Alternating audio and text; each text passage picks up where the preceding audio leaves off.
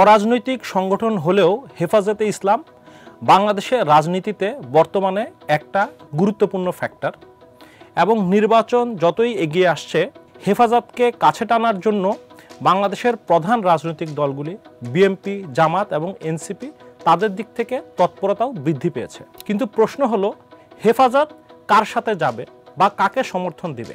Star এক্সপ্লেন্সের আজকের পর্বে আমরা সেই প্রশ্নেরই উত্তর খোঁজার চেষ্টা করব। এখানে আমরা মূলত প্রধান যে তিনটি দল রয়েছে তাদের সাথে হেফাজতের সম্পর্কের ভিত্তিতে ভবিষ্যতে যদি কোনো নির্বাচনী জোট হয় তাহলে কি ধরনের হতে পারে সেই বিষয়টি মূলত বোঝার চেষ্টা করব। প্রথমে আমরা শুরু করতে পারি জামাত ইসলামকে দিয়ে। আমরা দেখছি জামাত ইসলাম তারা মোটামুটিভাবে একটা নির্বাচনী জোট গঠন করছে ইসলামী দলগুলোকে নিয়ে এবং তারই কাইন্ড অফ একটা প্রিপারেশন হিসেবে তারা 7টি দলকে সাথে নিয়ে একটা আন্দোলন শুরু করেছে, যেখানে তাদের দাবিগুলো হলো পিআর পদ্ধতিতে নির্বাচন, জুলাই সনদের সম্পূর্ণ বাস্তবায়ন এরকম, এবং মোটামুটি গত বৃহস্পতিবার থেকেই তারা মাঠে রয়েছে। এবং সেখানে আমরা দেখছি হেফাজত ইসলামের মধ্যে থাকা বিভিন্ন রাজনৈতিক দল তারা অংশগ্রহণ করছে। এবং বিশেষ করে আমরা যদি এই যে 7টি দল যারা বর্তমানে মাঠে রয়েছে জামাত ইসলামের সহ তাদের যদি আমরা গঠনটা দেখি, সেখানে দেখব যে 4টি দল যারা সরাসরি হেফাজতের মধ্যে রয়েছে তারা আবার এই 7 দলের মধ্যে রয়েছে। এর মধ্যে বিশেষ করে আমরা বাংলাদেশের খেলাফত মজলিস, খেলাফত আন্দোলন, নিজাম ইসলামী পার্টি এদের কথা বলতে পারি। স্বাভাবিকভাবেই হেফাজত ইসলামের একটা অংশের সাথে জামাত ইসলামের একটা মোটামুটিভাবে নির্বাচনী জোট এবং সেই কেন্দ্রিক যে আন্দোলন সেই সখ্যতা আমরা দেখতে পাচ্ছি। কিন্তু হেফাজত ইসলামের সাথে জামাতের একটা পূর্ণাঙ্গ জোট হওয়া বা হেফাজত ইসলামের পূর্ণাঙ্গ সমর্থন পাওয়ার ক্ষেত্রে একটা বড় বাধা হলো হেফাজতের আমির যে মুহিবুল্লাহ বাবুনগরী তিনি বলে বিবেচনা করা হচ্ছে। এবং এখানে বিশেষ করে যে বিষয়টা উল্লেখ করা দরকার যে আমরা দেখব যে বেশ কিছুদিন ধরে মুহিবুল্লাহ বাবুনগরী তিনি কিন্তু এই যে জামাতের সাথে জোট বাঁধা এই বিষয়টার তিনি সমালোচনা করে আসছেন। এবং আমরা এরকমও দেখেছি তিনি বলছেন যে জামাত ইসলামের যে ইসলাম সেটা আসলে সত্যিকার ইসলাম নয়, সেটা মদিনার ইসলাম নয়, বরং সেটা মওদুদির ইসলাম। এবং একই সাথে তিনি এই যে একটা পুরাতন আমরা জানি যে এই অঞ্চলে ঐতিহাসিকভাবে দেওবন্দি আলেমদের সাথে জামাত ইসলামের একটা আদর্শগত দ্বন্দ্ব রয়েছে এবং সেই আদর্শগত দ্বন্দ্বের রেফারেন্স দিয়ে তিনি বলছেন যে কওমি ঘরানার যে আলেমরা রয়েছে, কওমি ঘরানার যে শিক্ষার্থীরা রয়েছে, মাদ্রাসাগুলো রয়েছে তারা কখনোই জামাতের সাথে যেতে পারে না। এমনকি তিনি এই আশঙ্কা প্রকাশ করেছেন জামাত যদি ক্ষমতায় আসে তাহলে এই যে কওমির যে মাদ্রাসাগুলো রয়েছে তাদের যে আকীদা রয়েছে, তাদের যে শিক্ষা ব্যবস্থা রয়েছে, তাদের যে ধরনের তাদের সমগ্র তাদের আন্দোলন বলেন, তাদের ধর্মীয় ব্যবস্থা, তাদের ধর্মীয় বিশ্বাস সেগুলো সবকিছুই হুমকির মুখে পড়বে। তো ফলে আমরা এই টেনশনটা বর্তমানে দেখতে পাচ্ছি, যেখানে হেফাজত ইসলামের ভিতরে থাকা কিছু রাজনৈতিক দল তারা জামাতের সাথে আছে, আবার হেফাজত ইসলামের শীর্ষ নেতৃবৃন্দ এবং আমরা জানি যে মুহিবুল্লাহ বাবুনগরী তিনি হেফাজত ইসলামের অত্যন্ত শ্রদ্ধেয় একজন নেতা এবং তার যে পরিমাণ প্রভাব সেটার কারণে কিন্তু এই যে তিনি যখন এই সমালোচনা করেছেন জামাতের বিষয়ে তখন কিন্তু এই যে হেফাজতের ভিতরে থাকা যে রাজনৈতিক দল যারা জামাতের সাথে আছে তারা কিন্তু এখন পর্যন্ত বড় আকারে তার এই বক্তব্যের কিন্তু আমরা সমালোচনা করতে দেখিনি।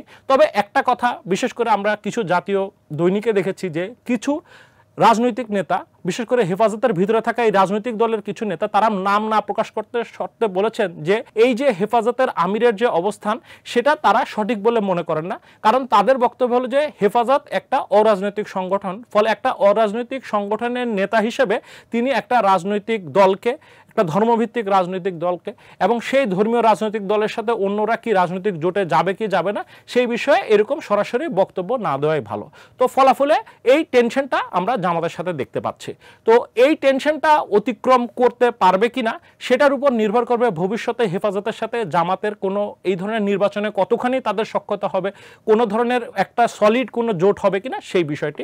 তবে একটা বিষয় এখানে সবসময় রয়েছে, আমরা দেখেছি যে এই যে আমরা বললাম যে হেফাজতের কিছু রাজনৈতিক দল তারা অলরেডি কিন্তু জামাত ইসলামের সাথে আছে, তো ফলে সেই অংশটি যদি প্রভাব বিস্তার করতে পারে তাহলে হয়তোবা আমরা দেখব যে মুহিবুল্লাহ বাবুনগরের বাধা সত্ত্বেও বা তার এক ধরনের বিরোধিতা সত্ত্বেও কিন্তু হেফাজতের একটা বড় অংশ তারা জামাতের সাথে জোটবদ্ধ হতে পারে। এবার যদি আমরা এনসিপির বিষয়টা বিবেচনা করি আমরা দেখব যে মুহিবুল্লাহ বাবুনগরী তিনি কিছুদিন আগে যখন ঢাকায় এসেছিলেন তখন এনসিপির শীর্ষ নেতৃবৃন্দ তারা তার সাথে দেখা করতে গিয়েছিলেন এবং পরবর্তীতে এই বিষয়ে তাদেরকে যখন সংবাদ মাধ্যমে জিজ্ঞেস করা হয় তারা কোনো ধরনের রাজনৈতিক সংযোগের কথা বা নির্বাচনী জোটের কথা যদিও বলেননি, তারা বরং বলেছেন যে তিনি একজন গুরুত্বপূর্ণ আলেম ওলামা এবং তিনি একজন শ্রদ্ধেয় ব্যক্তি, ফলে তারা তার সাথে একটা সৌজন্য সাক্ষাৎ করতে গিয়েছে, তার কাছ থেকে এক ধরনের একটা আশীর্বাদ, এই ধরনের তার সমর্থন এটা। তো এখানে আমরা যেমন জামাতের সাথে এক ধরনের দেখলাম যে বেশ একটা নিবিড় যোগাযোগ হেফাজতের একটা অংশে রয়েছে, সেরকম এখন পর্যন্ত এনসিপির সাথে তেমনটা চোখে পড়েনি বা তাদের সাথে যৌথবদ্ধভাবে আন্দোলন করা সেটা এখনো দেখিনি। তবে এখানে একটা বিষয় ছিল যে এই যে কিছু বিষয় যেগুলা এই 7টি দল মাঠে আন্দোলন করছে, যে পিআরের বিষয়ে অথবা জুলাই সনদের বিষয়, সেখানেও কিন্তু আবার এনসিপির তাদের সাথে একটা কাছাকাছি অবস্থান। তো ভবিষ্যতে যেমন এখানে যদি আমরা খেয়াল করি, এই যখন 7টি দল আন্দোলন করছিল তখন কিন্তু এনসিপিরও তাদের সাথে যাওয়ার এক ধরনের কথা শোনা গিয়েছিল, যদিও তারা পরবর্তীতে যায়নি। তো ভবিষ্যতে যদি জামাতের এই নেতৃত্বাধীন এই জোট যদি আরো পরিসরটা তাদের বাড়ে বা এনসিপির যদি ভবিষ্যতে এই জামাতের এই জোটের সাথে যদি কোনো ধরনের তাদের সম্পর্ক সৃষ্টি হয় বা বৃদ্ধি হয়, তখন হয়তো আমরা দেখব যে এই যে হেফাজতের সাথে এনসিপির যে যোগাযোগ সেটা ওখানে নানাভাবে ইম্প্যাক্ট ফেলতে পারে। এবার আলোচনা করা যাক বিএনপির সাথে হেফাজতের সম্পর্ক এবং তাদের জোটবদ্ধ হওয়ার সম্ভাবনা কতটুকু সেই বিষয়টা নিয়ে। আমরা যদি দেখি এই বহুদিন ধরেই বিশেষ করে এই 5 আগস্ট পরবর্তী সময়ে হেফাজতের সাথে বিএনপির শীর্ষ নেতৃবৃন্দ ধারাবাহিকভাবে যোগাযোগ করে আসছেন এবং বিশেষ করে বিএনপির অন্যতম নেতা সালাউদ্দিন আহমেদকে আমরা দেখেছি তিনি ধারাবাহিকভাবে মুহিবুল্লাহ বাবুনগরী সহ হেফাজত ইসলামের যারা শীর্ষ নেতৃত্ব তাদের সঙ্গে বিভিন্ন রকম বৈঠক করেছেন। আমরা অগাস্ট মাসেও তাদের বৈঠক দেখেছি এবং গত বৃহস্পতিবারেও কিন্তু সালাউদ্দিন আহমেদ তিনি দেখা করতে গিয়েছিলেন মুহিবুল্লাহ বাবুনগরীর সাথে, যিনি ঢাকায় এসেছিলেন তখন। যদিও তাদের যে এই দেখা হওয়ার পরবর্তী যে যখন সাংবাদিকরা তাদেরকে জিজ্ঞেস করেছে তখন তিনি বলেছেন যে এই যোগাযোগটা আসলে অনেক বেশি তাদের একটা সৌজন্যতামূলক এবং যেহেতু হেফাজতের আমির তিনি একজন গুরুত্বপূর্ণ ওলামা এবং সম্মানিত ব্যক্তি, ফলে তার সাথে সেই সম্মানমূলক তার সাথে দেখা করতে যাওয়া, একটা সৌজন্য সাক্ষাৎ করতে যাওয়া, সেটাই তাদের এই ভিজিটের উদ্দেশ্য। তবে আমরা যদি তাদের রাজনীতির ভিতরের অংশটিকে দেখি আমরা দেখব যে ঐতিহাসিকভাবে কিন্তু হেফাজতের সাথে বিএনপির একটা যোগাযোগ রয়েছে। সেটার একটা মূল জায়গা হলো এই যে আমরা যেমন জামাতের ক্ষেত্রে দেখেছি জামাতের সাথে যে দলগুলি রাস্তায় আন্দোলন করছে তাদের একটি অংশ হেফাজতের ভিতর রয়েছে, তেমনি হেফাজতের ভিতরে আরও কিছু রাজনৈতিক দল আছে যারা বিএনপির গুরুত্বপূর্ণ এলাই। এদের মধ্যে একটা অন্যতম দল হলো জমিয়তে উলামায়ে ইসলামী এবং তারা মোটামুটিভাবে হেফাজতের ভিতরে একটি শক্তিশালী তাদের অবস্থান রয়েছে। তাদের গুরুত্বপূর্ণ নেতৃবৃন্দ তারা হেফাজতের বিভিন্ন উচ্চ পর্যায়ের নেতৃত্ব পজিশনে রয়েছে এবং তাদের এক ধরনের বড় সাপোর্টার বেজও রয়েছে হেফাজত ইসলামের ভিতরে। এর পাশাপাশি আমরা দেখব ইসলামী জোটের একটা অংশ, ইসলামী ঐক্য জোটের একটা অংশ, নিজামে ইসলামের একটা অংশ, তারাও কিন্তু বিএনপির সাথে আছে।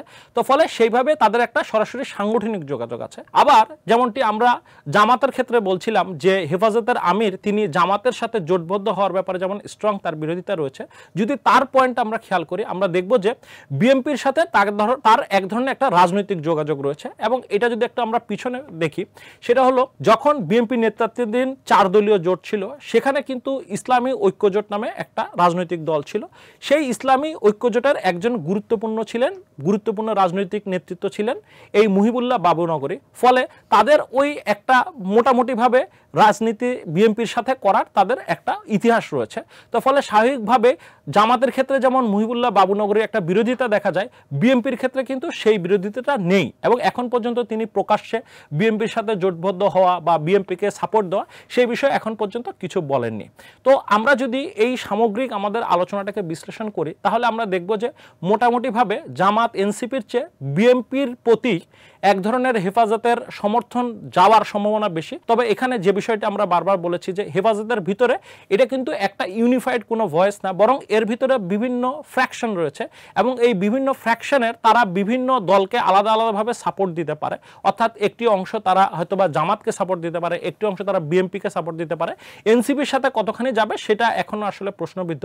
তো সেই ক্ষেত্রে ভবিষ্যতে আমরা যে বিষয়টা দেখব যে যতই নির্বাচন আগাবে তখন এই যে সমর্থন দেওয়া প্রশ্নে অলরেডি যেটা একটা মোটামুটিভাবে ছোট আকারে দেখা যাচ্ছে যে এক ধরনের একটা টেনশন হেফাজতের ভিতরে একটা টেনশন যে কাকে সমর্থন দিবে, তো সেটা হয়তোবা ভবিষ্যতে আরো বৃদ্ধি পাবে।